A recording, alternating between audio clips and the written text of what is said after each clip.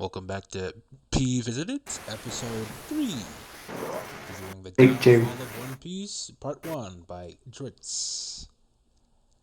And let's get this shit done.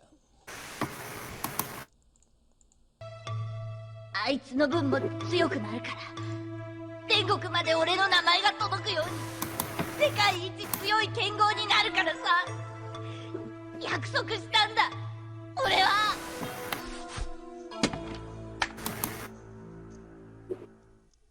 Zoro wants to be the world's strongest swordsman. Everyone knows that. The final duel between Zoro and Mihawk is one of the most highly anticipated events that exist within the remainder of the story. In a hypothetical, if you were to ask most of the Highly anticipated remainder of the story? Probably. I would say so. I can't disagree with that. Blackbeard, Considering it's pretty much. Blackbeard and Luffy could be higher. Just saying. Soda. I'm getting a small fleet of food trucks for 13 Well, Luffy wait, versus did you say Lucario, one maybe. of? It's like one of them. trucks. Alright, I'm gonna continue now. fandom, what are some of the things that they want to see most before One Piece is over?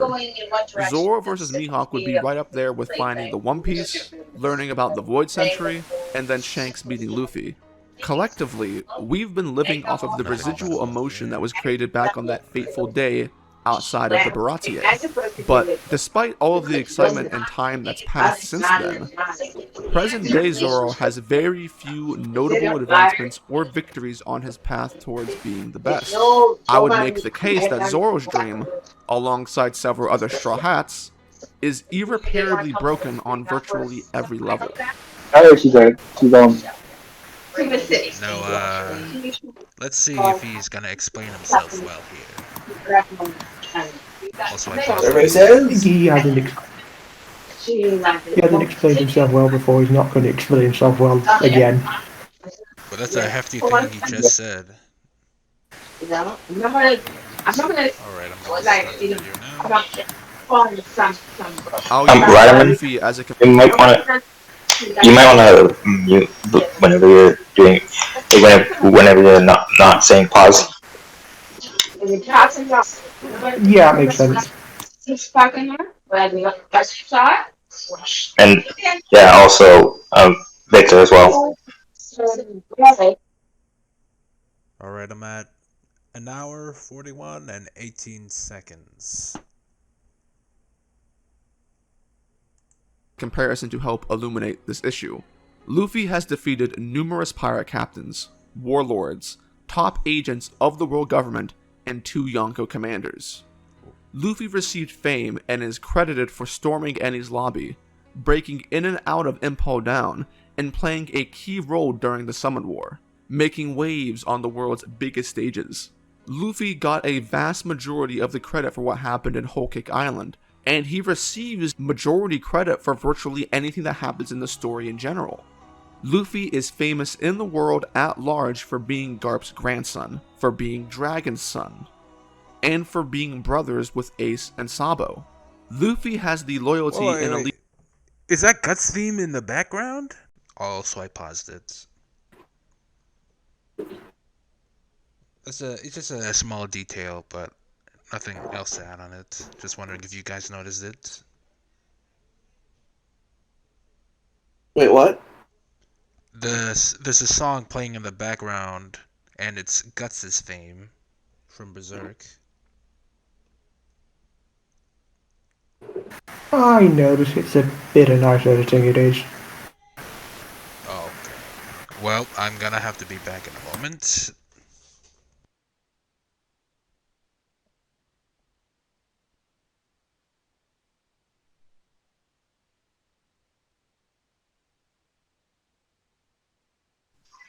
Well, while we're waiting, Meme Spice says that no, he wasn't credited for that. What do you mean by that? Okay, I'm back. Not to worry, I'm back. I'm at an hour, 24 minutes in, and 2 seconds. I'm going to start now. Allegiance of numerous pirate captains, which comprise a fleet of 5,640 people. Luffy has a 1.5 billion berry bounty, and it's rising fast. Luffy has connections, interactions, and history with many of the strongest pirates that have ever lived. Luffy is being promoted as the next Emperor of the Seas by the newspaper, and has caught the attention of the Yonko themselves. Luffy has gained the favor of some of the world's most influential kingdoms due to his history with their royalty.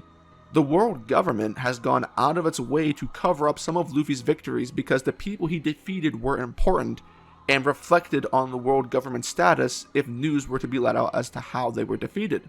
And to top it all off, Luffy is leading a battle against 2 Yonko at the same time in Wano, which will obviously pay dividends for his notoriety.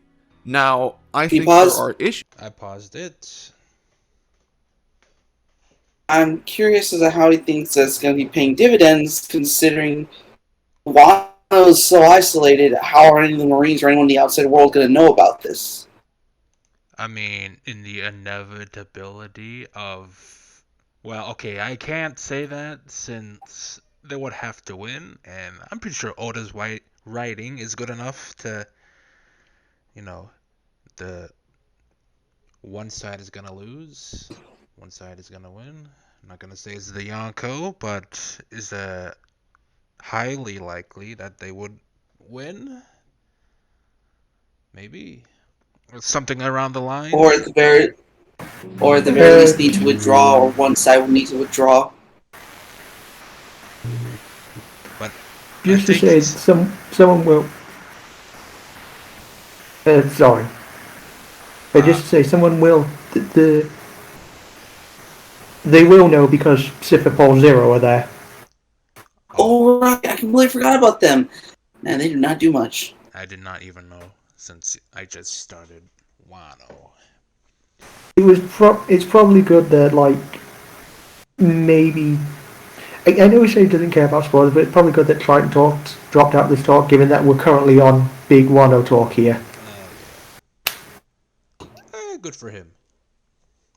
But at any rate, if anything, I think he's implying that if the Luffy's group wins and they free Wano, they can have... The all credit goes to Luffy? Yeah, at least the Wano-ins, the Wanins, whatever you want to call it. The people from Wano could tell tales about their exploits around the world if they ever open up. But I think that's just what he's implying. But at the same time, Luffy is the captain. Why would the captain not get the credit? Yeah. Alright, I'm gonna... I think his point's more gonna be like, oh, why isn't Zoro getting any credit? Look at how little credit he's gotten, even though he's like the second-hand man of this, one of the strongest pirates there is. Like, Raleigh is one of the most feared men in the sea, and he's the second to the strongest pirate there was. Yeah, I wonder what he's gonna bring up. People don't know the name of Roronoa Zoro? Can't say that, considering he's the wanted poster. Zoro was well known back in the beginning. He was the feared pirate bounty hunter. I think that's what he's gonna bring up. His cred, whatever. Let's just hear what he says. I cannot speak. Issues with how some of these are written, but that's not the point. The point is that I'm showing you this because with Luffy, you are able to track and mark down significant achievements in his pirating career. And you can see how the world views him and how it's changed over time. Luffy went from rags to riches, from a nobody in the East Blue to being one of the most famous and strongest people in the world. Luffy has contemporaries, quote-unquote rivals, and he has a benchmark that is given to the audience as to what he needs to do next in his journey. Luffy's status increases in proportion to where he is at in the story and where he's going. This is certainly not the case for Zoro. Because what does Zoro... I paused it at 1 hour, 43 minutes, and 51 seconds. What are you talking about? Everyone in the crew has get their name known. Just because, the captain gets the most recognition doesn't mean jack, since he's a captain. Of course, they're gonna bring up that. I'm trying to think ever in the history of One Piece has like the second mate or any of the other crewmates have a larger bounty than the captain.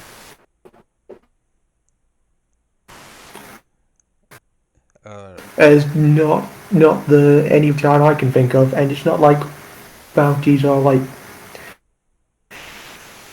bounties can be weird because like Usopp is still the weakest member of the crew, has one of the highest bounties of the group. It's about notoriety, not about strength per se. Also, his epithet is God Usopp, so I'm pretty sure people would, at least remember that name. So if you worked hard on that presentation, you better respect that title. Also, I'm slightly further ahead. He mentioned. I paused at like 1 hour 44 minutes. He mentions one of Zoro's achievements is defeating Mr. One. However, in Alabasta, none of the achievements were handed to the Straw Hats. If I remember, it's like they handed it to Smoker because they didn't want Luffy getting the credit for defeating Crocodile. The Warlord, yes. Well, the only credit he received was now his first bounty for defeating Das Bones. So yeah. Even then, he's dead wrong, since bounties are clearly, notoriety. They're notoriety in number. Mm-hmm. So this point is already straight out the window. But even then, like, he's progressing as he's getting stronger. He's fighting more and more people. Like, he learned to trying cut to say that in the middle of a bloodbath while bleeding out himself. But again, is he trying to say that like Zoro needs to be a tier list of samurai? Like, this is the number 7. This is the 7th strongest samurai in the world, and so forth down to number 1, and Zoro needs to beat them all accordingly. I think that's what he wants. I think he might bring that up, but let's see. Also, it doesn't really matter. Zoro just wants to be number 1. This isn't like Zoro, it's like no more heroes where we have to go up each rank. Zoro can literally just challenge the number 1 strongest whenever he meets him again. Alright, I'm going to start then. Oh, Victor, you had anything to say? Because you haven't really spoken.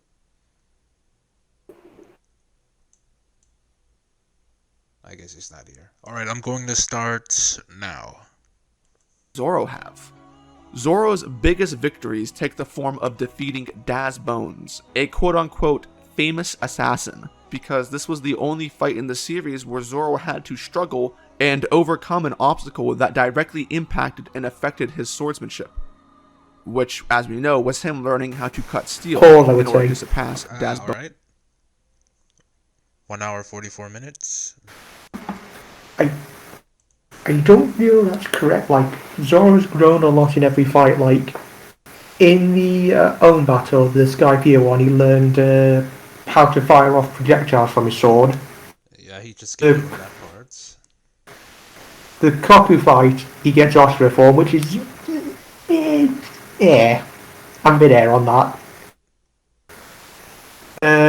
There's all the training from Mihawk. It's like, I feel he has progressed in more of his major fights. That saying that the only thing he got from Das Bones is learn to cut steel is... It's a tad reductionist. But he's probably going to say more. Probably. Let's see.